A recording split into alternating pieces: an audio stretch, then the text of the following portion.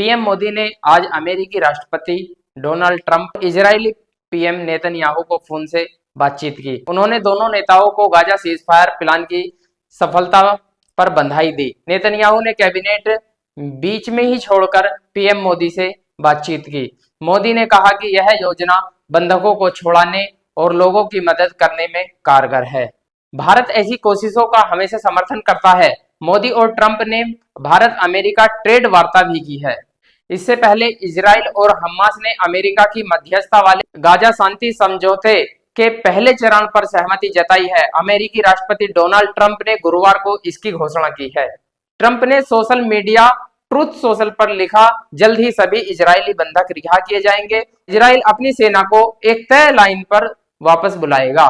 यह मजबूत और स्थायी शांति की दिशा में पहला कदम है। फॉक्स न्यूज से बात करते हुए ट्रंप का कहना है कि पहले चरण के तहत गाजा में इजरायली बंधक बनाए गए लोगों को सोमवार तक रिहा किए जाने की उम्मीद है। उन्होंने आगे कहा, हमें लगता है कि वे सभी सोमवार तक वापस आ जाएंगे। वहीं इस हफ्ते के आखिर तक ट्रंप मिस्र जा सकते हैं। यह समझौता मिस्र में 8 अक्टूबर को हुई इनडायरेक्ट बातचीत के बाद हुआ है।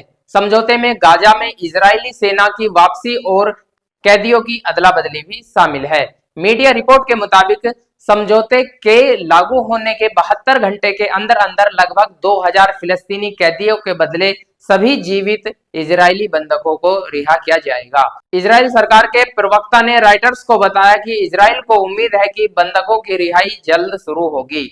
बंधकों की रिहाई में मृतक लोगों के शव भी शामिल हैं।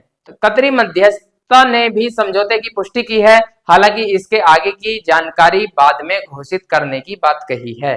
इजराइल गाजा से पीछे हटेगा। कैदियों की रिहाई के बदले इजराइल गाजा से अपनी सेना पीछे हटाएगा। हमास ने ट्रंप और गारंटर देशों से अपील की है कि वे इजराइल से समझौते का पूरी तरह पालन करवाएं। इस पर ट्रंप ने कहा कि सभी पक्ष के साथ एक जैसा व्यवहार किया जाएगा। इसके साथ ही ट्रंप ने कतर, मिस्र और तुर्की को मध्यस्थता के प्रयासों के लिए भी धन्यवाद दिया। उन्होंने लिखा, यह अरब, इजराइल, अमेरिका और आसपास के सभी देशों के लिए एक महान दिन है।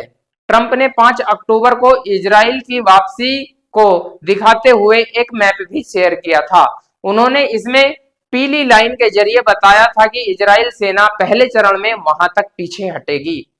अभी भी साफ नहीं है कि वार्ताकारों ने गाजा में हमास के हथियार छोड़ने के मुद्दे पर हल किया है या नहीं।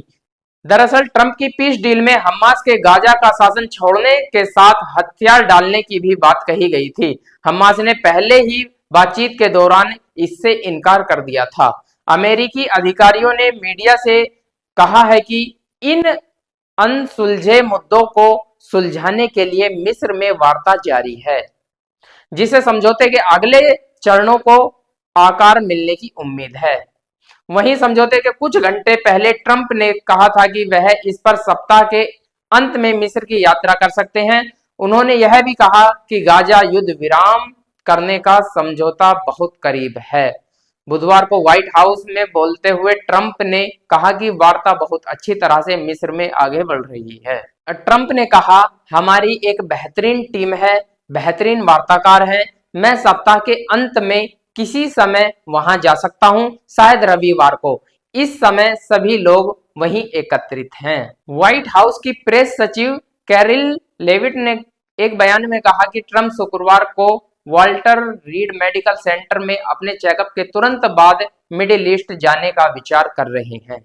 लेकिन इस सब के बीच युद्ध विराम की घोषणा होने के बावजूद भी इजराइल ने अभी हमले जारी रखे हैं, जिसमें कम से कम 30 लोगों की मौत हो चुकी है। इजराइल एक तरफ तो अपने समझौते पर हस्ताक्षर कर देता है, लेकिन वहीं दूसरी तरफ गाजा पर बमबारी रुकी नहीं है, लगातार चल रही है। इस सब को आप कैसे देखते हैं? क्या इजराइल पूरी तरह से युद्ध विराम कर पाएगा?